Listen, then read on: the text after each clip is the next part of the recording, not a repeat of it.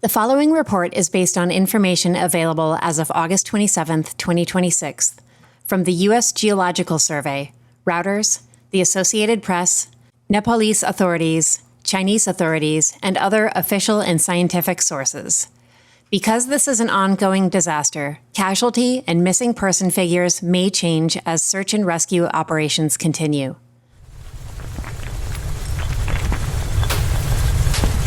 On August 26, 2026, a catastrophic chain of events unfolded in the Himalayas along the border between Nepal and Tibet. Near the 23,000-foot peak of Langtang, Lirung, a large section of the lower glacier broke away at an elevation of roughly 17,000 feet and plunged approximately 4,000 feet into the valley below. Preliminary satellite analysis shows a dramatic change in the mountainside, with a large section of the glacier no longer present. As the ice and surrounding mountain material descended, it gathered rock, snow, and sediment, producing a massive avalanche. The avalanche entered the Lendikola River, with the steep terrain funneling the material into the lower river valley, temporarily obstructing the river.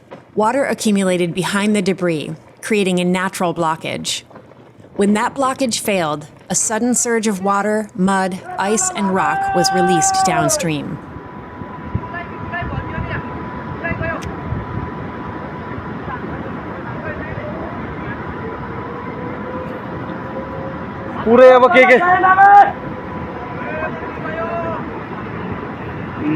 Chinese geologists estimated that portions of the resulting debris flow traveled at approximately 112 miles per hour and extended for more than 12 miles downstream.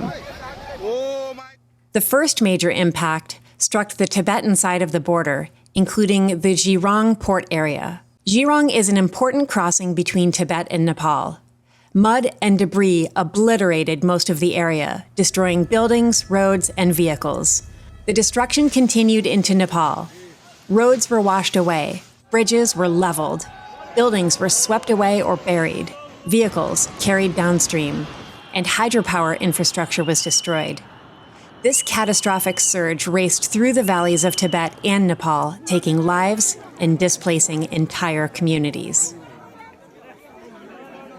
Nepalese authorities reported approximately 25 miles of roads and at least 19 bridges damaged or completely washed away.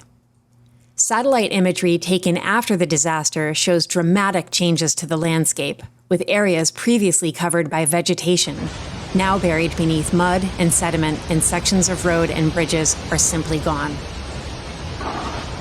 And the flood's reach extended far beyond the communities closest to the collapse. In the Chitwan district, authorities reported recovering more than 100 bodies from the river system, roughly 60 miles downstream from some of the worst affected areas. By August 27th, authorities were reporting more than 350 confirmed fatalities across Nepal and Tibet, with more than 1,400 people reported missing. Those numbers are continuing to change as rescue teams reach previously inaccessible areas and authorities work to reconcile missing person lists.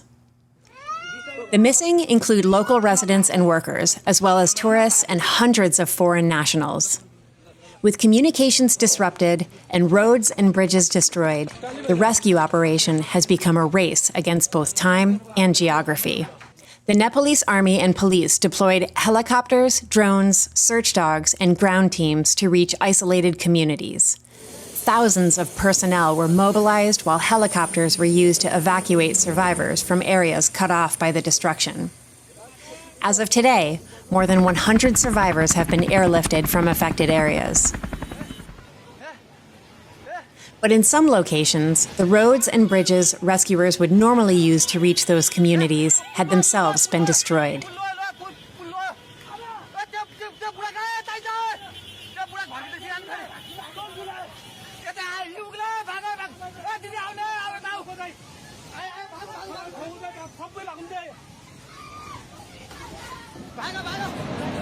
Mud remains deep in affected areas. River conditions remain dangerous, and some communities have effectively been cut off.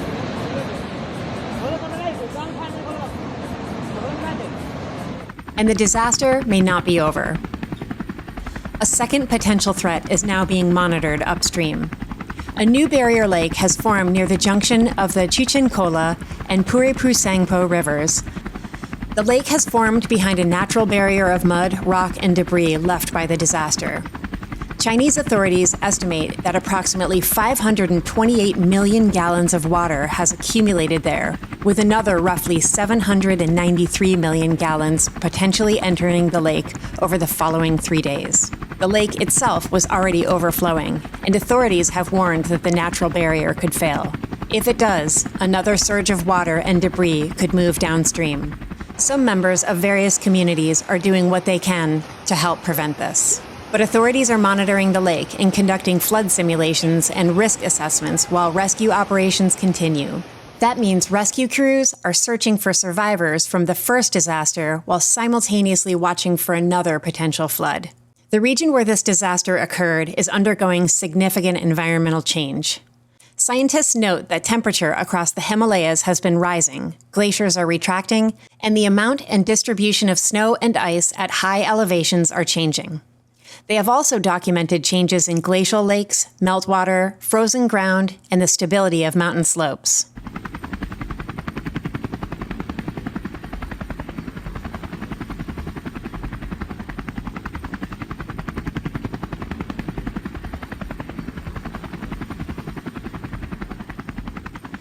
As of the date of this recording, rescuers continue working through mud and debris, families are waiting for answers, and authorities are still working to account for hundreds of missing people. At the same time, scientists are trying to determine exactly what caused the glacier to fail and set the chain of events in motion. The reported number of fatalities will continue to change as rescue and recovery operations continue. And for the communities along these rivers, the disaster is far from over.